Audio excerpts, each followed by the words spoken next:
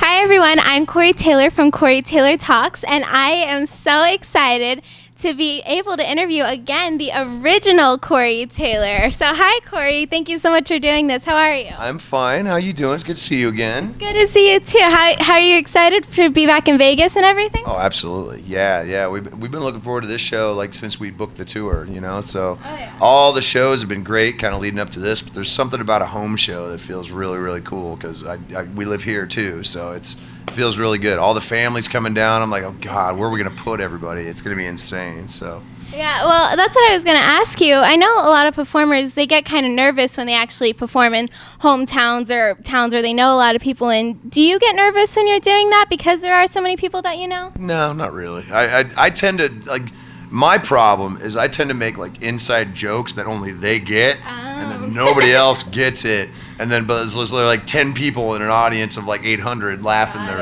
laughing like crazy. And I'm like, huh? No? All right. That's cool. So it's kind of an inside thing, though. That's kind of cool to do. Yeah, definitely. Yeah. My brother-in-law, Jared's coming tonight. He makes me look like a Buddhist. He is insane. He is funny, crazy. He's a crazy person. So it's going to be crazy. So I'm just going to be talking to him all night. And he's going to be like, I love it! It's going to get weird. So it's going to be a good show tonight. It's going to be a great show. Maybe. It's going to be a really good show. And, you have a book that just came out, and it's called You're Making Me Hate You, yes. Which is a very interesting thing because it's about things that make you mad. Yes. And I find that really funny because you're such a nice guy, and you're, really laid back and everything, but you made a whole book about things that make you mad. Yeah. So out of all the things that make you mad, what would you say is your biggest thing? Today? Oh. Yes. the bacon bowl. You know that bacon bowl thing? No. It's you see it on late night television. You see infomercials for them where it's this device that allows you to use bacon to create a bowl. Oh. Really, that's it. And it drives me nuts. I don't know. So you're not on the whole bacon? Oh, I love bacon. Okay. I love bacon. But it's just the fact that we're taking the whole bacon thing too far. There's Baconalia now at Wendy's. Bacon toothpaste. There's bacon toothpaste, bacon vodka, bacon ice cream. Really? Do we need that?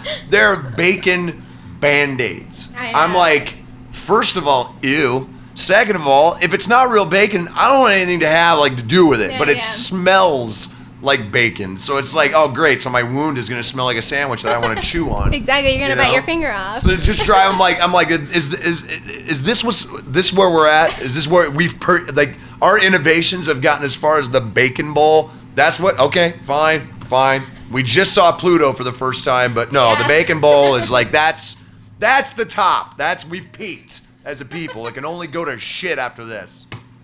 Wow, that's a passionate thing. No, I'm really excited to read it. I haven't read it yet, but I am excited about it. Well, I'm sorry. And you have been so busy lately. You've been doing the book signing tours. You've been doing your acoustic tour, of course. You've been touring with Slipknot. You've been with Stone Sour. Do you like touring, or would you rather have a residency in Vegas or something like that? I tell you what, and here's the secret, and a lot of people don't know this. I love touring for the first 6 months. Mm-hmm. After that, it's and it's not because I don't love the shows and I don't love the travel, although the travel can kick the crap out of you. Sure. But I'm so into doing new stuff. Mm-hmm. That I would rather tour for 6 months and go right in and make a new album and just keep writing music because that's the one thing that I love to do. But unfortunately, in this day and age, you have to go out and you have to tour for a year and a half just to kind of hit all the hot spots and places like that. So I still love to tour, but I mean at the same time, my mind is always going a million miles an hour thinking about what's next. Yeah, so you're a creative person, so you need to let it out. Yeah, exactly. Yes. Do you have a favorite song that you do during this tour? During this tour? Yeah. It's pretty cool. We've been able to kind of do some really fun stuff. This is the first tour where I've done a song off of Audio Secrecy called Imperfect that a lot of people requested for a long time, but it was more of an acoustic song. So that's this was like, perfect. yeah, exactly. So it was really kind of made specifically for this.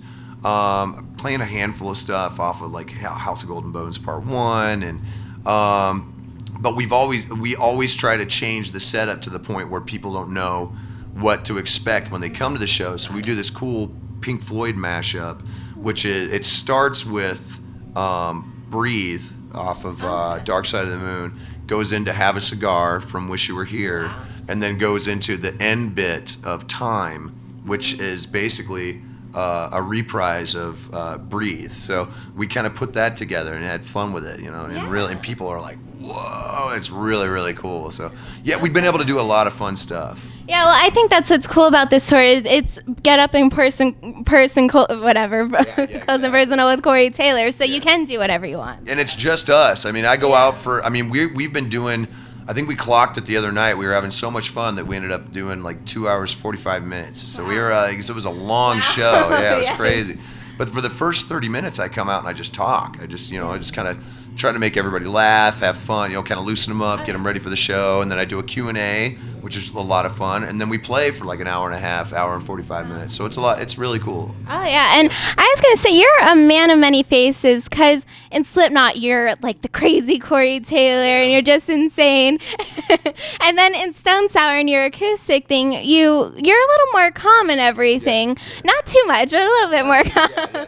What would you say is more like you in your everyday life? Are you more crazy, or are you more a little bit calmer? It's probably a healthy dose of both, basically. Being a dad, you kind of have to have both feet in like the calm and the crazy, just to kind of keep everything together. Okay, just stop eating that. No, you're not supposed to be in that. No, I said stop eating that. So you have to kind of have that kind of controlled chaos and be able to kind of live in that, and then be able to go, okay, A, B, C, D. Yeah. So I mean, I think it's just kind of I love the fact that I kind of get to do both. Like it completes me. Well, that's cool, and you're a good dad too. I do all right. Yes, you are. And I always ask silly questions every now and then. So, if you could do a duet with anybody, who would it be? Ooh. I've been trying to figure out, because I've done a lot of collaborations with a lot of different people. I think the one person right now, just off the top of my head, that I would love to work with is Jerry Cantrell from Alice in Chains. Oh, okay. We're really good friends. I've known those guys for quite a while, and Alice in Chains is one of my favorite bands of all time.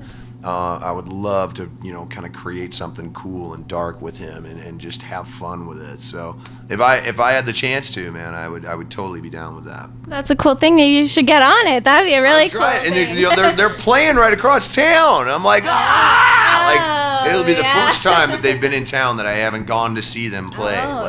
So it's very weird. I'm kind of mad at myself for booking this gig. Like, I'm really upset. Well, it'll be a fun gig. It's okay. I hope so.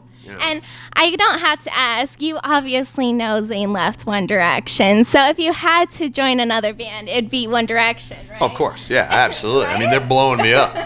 I'm like, come on, dude. I can't do that. Harry, please, lose my number. Right? Look, I'm sorry. I can't. You email me, you text me, you hit me up on Facebook, Instagram, Twitter. I'm not like trying to. I got 2 bands. I don't need 3. All right? It's awesome. But I'm also, I'm old enough to be all of your fathers. So stop it. Well, then we can't look for another member of One Direction. No, not here anyway. Maybe next door. I'm sure one of my friends would probably do it. Well, very cool. That could be something. And what is the best piece of advice you've ever been given? I always try to ask this because I think it's an important question, and everyone has different answers. So what's the best advice? The best advice I ever got was, I got it from people who were kind of lifers in the music industry. It's just like, just keep working, keep getting out there. I've been extremely lucky. I've been extremely grateful for everything I have. But like I said, I'm extremely lucky because I've been able to kind of stay not only at the top of my game, but kind of in, the spotlight, I guess. I mean, I've been able to stay relevant. And that just affords me all of these other opportunities to work, and being a person who thrives on that, I try to take advantage of as many opportunities as possible. And everybody from my grandmother to Henry Rollins, they told me, it's like, just keep out there, keep working, keep doing it, because that's how you stick around for a long time. And it's simple advice, but it's a lot of advice that people don't follow, and it's an important thing. Yeah, well, people do one thing in their life, and then they think they can kind of rest on their laurels and just milk that popularity as long as they can. I've never been about that, Like, I would rather make money making music than make music to make money. I mean, that's really what it comes down to. No, definitely. Before we wrap up this interview, I just gotta ask, do you have any type of exclusive, like a little exclusive I can get? An exclusive? I don't know. Well, maybe, but I don't know if I can. It's I not. don't want to get you in trouble. It's not band related, so I don't know if I can say, but let's just say. I'll give you this. Sci-fi fans are going to be very, very blown away by some news that will be happening probably in the next month or so. Oh, very interesting. Got to do some cool stuff. Yeah. Oh, you're not a geek. I think you're the coolest person I know. Total geek. Absolutely. I wear that with pride. Yes, you're the cool geeks. Geeks. That's right. I'm the OG geek. Yes. And you're the original Corey Taylor, too. That's right. Well, this is Corey Taylor and Corey Taylor signing off. So thank you guys so much for watching, and I hope you have a great day.